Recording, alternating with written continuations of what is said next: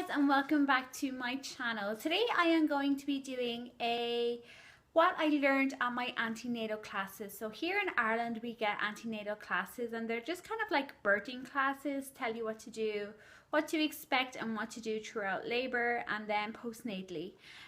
So I just have a few notes that I have written down of just the main points I want to tell you, and you may all know this. It's just, I didn't really know it, to be honest, and so I'm just going to explain to you how things are done, and it's more specifically of how things are done here and what is recommended here in Ireland. So it might be different from where you live, so just keep that in mind that this is specific to Ireland, but again, lots of things could be the exact same. So the first thing I learned is in the hospital that I am going to, that they have an active 12-hour labor management. So basically what that means is when you go to the hospital, when you show up at the hospital in labor and you are more than 3 centimeters dilated, you have 12 hours to deliver your baby.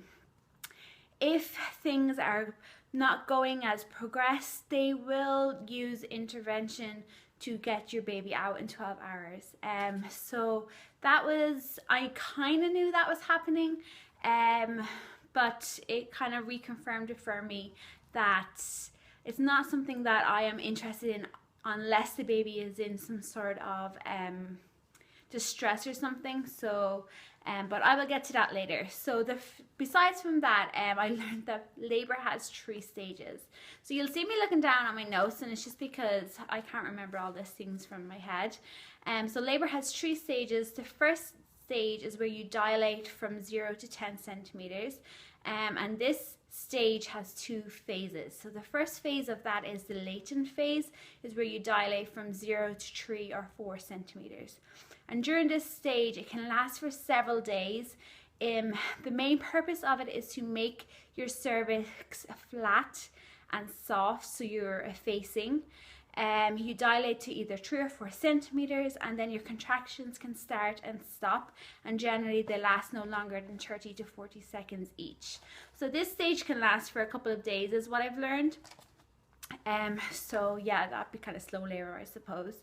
Then the second phase of the first stage of labor, which is going to be confusing, is that it's called the active phase. Basically this is from 3 to 10 centimeters. So from 3 to 10 centimeters you're contracting all the time until you deliver the baby, and your contractions are getting longer, stronger and closer together, and you dilate from 3 to 10 centimeters. So yeah, it is recommended that you go to the hospital when you have 1 contraction every 5 minutes that lasts 40 to 50 seconds. So 1 contraction every 5 minutes that are lasting 40 to 50 seconds. The other reason to go to hospital is if your water breaks, they want you to go to hospital straight away. If there's bleeding, and obviously you know you lose your mucus plug, but they said that you will see mucus in that, so that's how you kind of know the difference. But this is if you are actually full red bleeding, they advise you to get to the hospital as quick as you can to check everything out. So if your water is broke is another reason to go to the hospital. And then she says sometimes people's waters leak. So the best way to check this is to put on a pad, a sanitary pad or sanitary towel, and you lie down for 1 hour, and then after the hour you check the pad, and then you will know whether it is urine or whether it is your waters that have gone. So what they do in my hospital specifically is that when you get to the hospital, you go to the admissions or assessment, I can't remember which one she said it was, and basically they will do a 20-minute trace on you. So that's where you get on the bed with the straps and the monitors. So they're monitoring a couple of things. One is the baby's heartbeat and movement, and the second thing is your contractions. They will also do a cervix dilation check on you to see how far along you are, and if you are under 3 centimeters dilated, they will send you away, and they'll either send you home or they'll send you to wait in the waiting room. And if you are more than 3 centimeters dilated, that is when you get moved to the labor ward where your active 12-hour management kicks in. So if you're brought to the labour ward, you get your own room, which is a new thing in the last couple of years in Ireland, that you get your own room when you're labouring. Generally you used to have to share a room or something, maybe. I don't know about that. That could be totally wrong, but that's kind of what I took up from what she was saying. And in your room you have a student midwife. Sometimes there is a student doctor there too, but you can say no to the student doctor. You can't say no to the student midwife. And then there's also a clinical midwife there that works between two rooms. So another thing in Ireland which is new is that the rooms now have showers. So every room has a shower, so you can shower away, but I'll come to that later. So basically what happens when you get into that room is that every 2 hours they will check me for dilation. And what they want to see is that I increase 1 centimeter every 2 hours. So if that is dropping off or plateauing out, they will come in and they will more than likely give me Pitocin to try and quicken this up. So again, so I have my baby within the 12 hours that I am there. So they also check the baby with a Doppler. So the heartbeat of the baby with a Doppler I thought she said 30 minutes. Robert thinks she says 15 minutes. I'm not sure, but they'll just basically just come with a little Doppler. They'll listen to the baby's heartbeat to make sure everything's okay. You can walk around as much as you want. You can walk in the ward. You can walk up the hallways, walk around in your bedroom. There is birthing balls and other stuff for you to use in your room, so you can use them. And there, as I said, there is a shower in the room, so they will allow you to get in the shower. And all of these things you can do unless you have had an epidural. And if you have an epidural, you need to stay in the bed until you deliver that baby.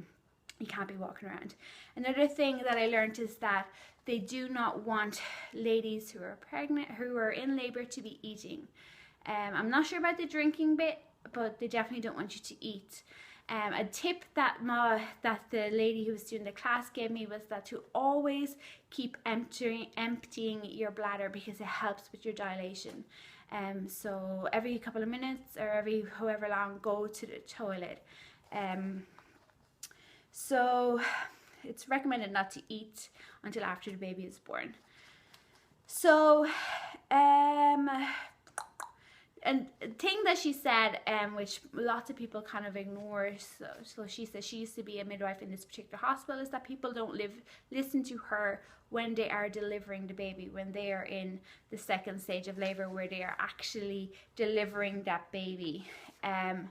They don't listen to the midwife, and everything takes so much longer. She says, kind of forget everything that's going on and just listen to the main midwife, and she will tell you when to push, when to pant. And if she tells you to pant, make sure that you pant, because you know there's obviously reasons like for tearing and all that sort of stuff.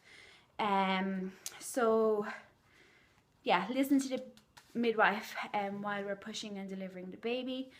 She did say that all babies will be delivered up into the mother's chest. And also what was interesting is that if you are having a C-section, and they will still, what they do now in Ireland is that they deliver the baby up into your chest as well. So it will come over the thing that they have up blocking you when you have a C-section, and it will come straight up into your chest, which is something new that I never knew about. I thought the baby is taken away straight away. But she said no, that doesn't happen anymore. It goes straight up into the mother's chest. So, oh, and also that we are in this particular hospital, they do the delayed cord clamping, and just to make sure I tell my midwife if that is something that I am wanting, and also if I want to keep my placenta, I need to tell her that too. So once your baby is delivered, you are kept in this ward for 1 hour, and after 1 hour you are moved to the public ward. So I told you before, there's 3 kind of ways that you can give birth in Ireland. One is public, which I am doing. So I'll be put on a public ward, which has like 6 to 8 other ladies there in that room with me, and for my duration of my hospital stay, I will be in that room. You can also go semi-private, which is basically a room with less amount of women in it, and then private is a room of your own, but sometimes you're a little bit unlucky that all those private rooms are gone and you still have to share a room, but you're still paying the premium price for it. So we were also told about, oh, also before all of that, I forgot to mention that we were told about positions to labour in. So with the birthing ball, we were given a demonstration on birthing ball, how to use a chair in labour, kind of like swaying back and forward, using your partner, having your partner massage you. We were shown all of those sorts of things as well. She did talk about the kind of pain relief that is available. So Ethanox, which is the gas in air, is available in all labour rooms. It's on like a hose pipe there, and you just suck away if that's what you're wanting to do. But once your baby's here, they recommend, and it's practiced in Ireland, that you lay your baby flat when it is asleep. So they don't recommend that you let your baby sleep in a car seat or a bouncer where it's kind of like sitting up in that position, and they don't recommend that. So there's obviously side effects to that, as in the baby can get flat spots on its head.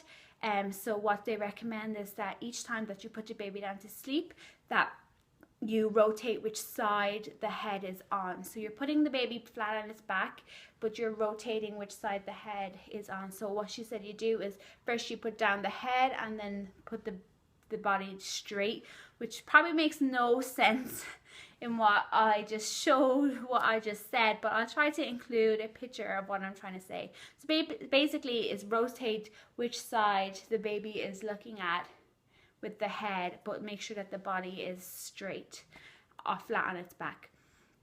If you find that if you're bottle feeding and you find that you always feed this way, that you need to change the position and feed the baby this way. With breastfeeding, you're automatically going to do that, because one time you'll feed on this side, the next time you'll feed on the other breast.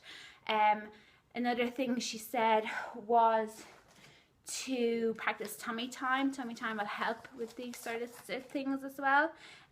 Alternate position when feeding, and if the baby favors looking over to one side when it's flat on its back because something is entertaining there, or maybe it just favors that side, what you do the next time it goes to sleep is, if it's in a cot or a crib, is that you rotate the baby, so it's like you top and tail it. So if the baby's head, if she likes to sleep this way, what I would do is I would rotate her, so her head is where her feet usually are and her feet are where her head usually are. So that means that she is sleeping on a different side. Or what you can do is, if she's always kind of looking over in one direction, if you make something more interesting over on this side, make noise, make whatever it is to try and distract her, to get her to turn her head over on this side. But the main thing she said is that if we are noticing that there is a flat spot, or that we are noticing something with the way her eyes are, is that we come and we tell the public health nurse or a doctor that we're noticing this, and then they will help us to prevent further damage to the head. And also she did recommend that from now on we should be using pelvic floor exercises, and it can help you during labor. So today we had some information about breastfeeding. It was extremely helpful. It's basically the stuff that baby's nose should be at your nipple, and then so it has to like reach back and pucker out its lips to get a good latch. She did say that in hospitals that in the hospital I'm going to, there is 4 lactation consultants. So if I am having problems, or if I'm getting a whole load of different information from the midwives on my ward, that I just ask them, can I see the lactation consultant? Also that the public health nurses who come around after your baby is born, they are also have information regarding to breastfeeding. She said sometimes they don't have any tolerance for breastfeeding, so it's type hard. So it really depends. So I'm not really going to talk too much about it, but they did go over breastfeeding. They did go over how to bottle feed your baby. Also tummy time and all that sort of stuff. So everything was really covered, but the main thing I found interesting was the active 12 hours that they want you to have your baby once you are admitted into the labour ward. So there is a high percentage of ladies who do have C-sections because of this method, not because something is physically wrong with the baby, or something has happened, that, or if the baby's breech or anything like that, it's because of this active 12-hour management. So basically she said stay at home for as long as you can, but being first time parents, we are probably going to panic and want to get out as quick as possible. Plus my hospital is 45 minutes away, so that's always in the back of my mind as well, of maybe I've stayed too long, or what if I progress too quickly. So yeah, lots to think about. I did find it extremely helpful. Again, this antenatal class was just catered towards all hospitals, but it turned out that everybody in the room was just going to the same hospital that I am, so she kind of did cater it a little bit more towards that particular hospital. So if you have any questions at all, if you think I skipped over something and you want to know, just write it in the comments and I will get back to you. I did miss the part where she showed us on the balls and the chairs and the bed how to use them for labouring, and if you want to know why I missed them, make sure that you check out my 30 weeks pregnant video, and you'll find your answer there of why those were missed for me. But overall I found it extremely helpful. They were free, so that makes it great that you didn't have to pay for them. And that's it guys, thanks so much for watching. If you're new, don't forget to subscribe. If you like it, give it a big old thumbs up, and I will be back with you soon. Bye.